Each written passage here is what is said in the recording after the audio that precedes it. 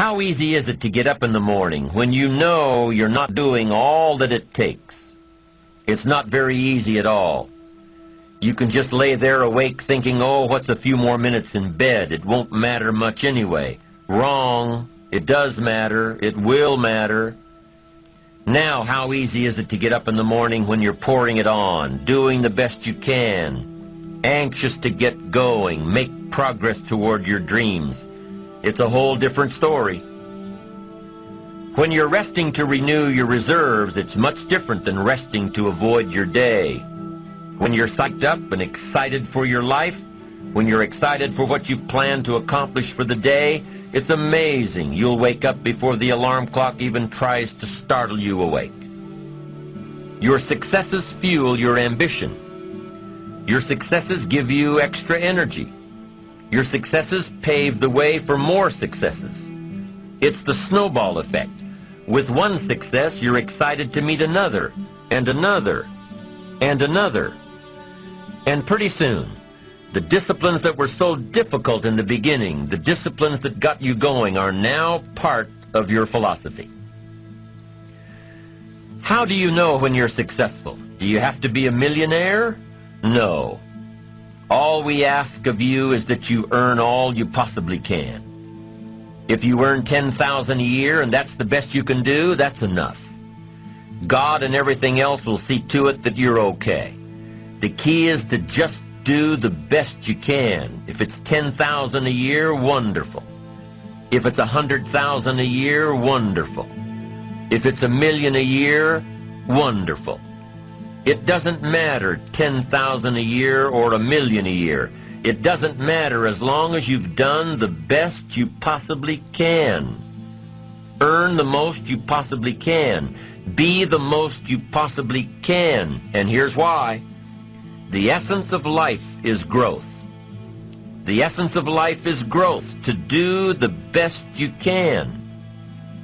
And here's what's interesting. Humans are the only life form that will do less than they possibly can. Humans are the only life form that will settle for less.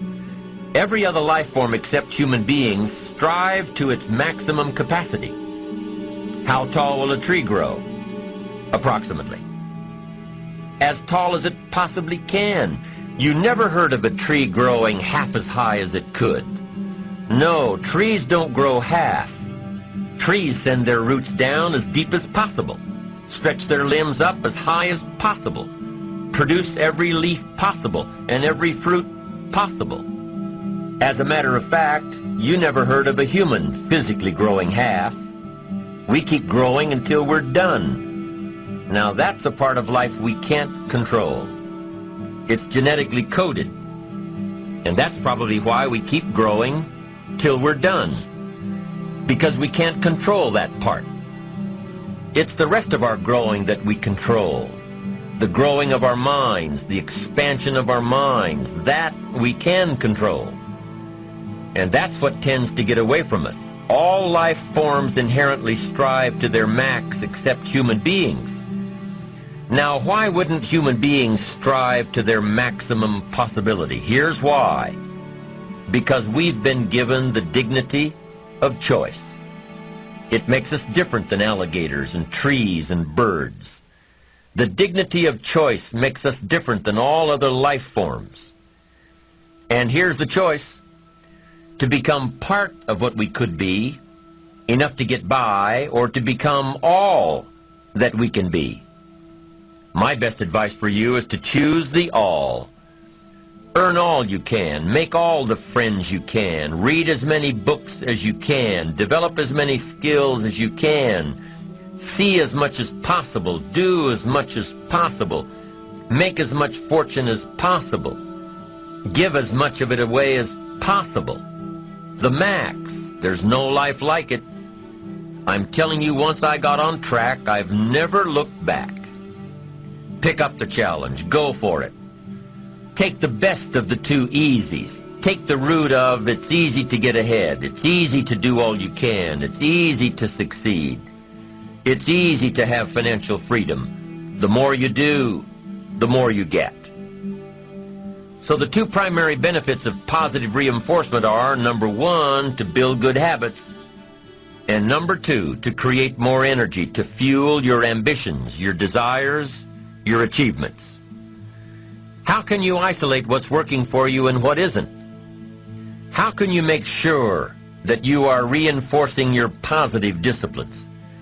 Well, if it isn't apparent, easy to see right away, if what you're doing is happening in such small increments that you're not sure if you're on track, then you need to be writing it down. You need to keep a journal anyway. But if you really aren't sure that what you're doing is making measurable progress, you need to keep a written record. You need to write down everything that may be relevant in your day. What you did, who you saw, what you felt, how it may or may not affect you now and in the future. The best way to track your activities of the day is to write them down. The best way to track your activities of the week is to write them down. The best way to analyze your progress through the year is to have written it down. Why? So you can look back on it. Because by keeping a written record of your life, you will be more accountable. By putting into writing the action steps that you have planned, you will easily see what works and what doesn't.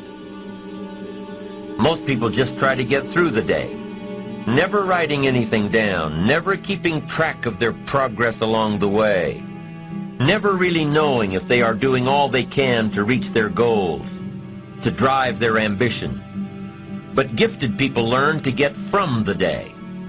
They don't let a day end without picking up some valuable experience, some emotional content, some idea that may positively affect their future. To get the most from a day, to learn the most from a day, you need to be able to reflect on the day. And how can you reflect on a day unless you record it in history?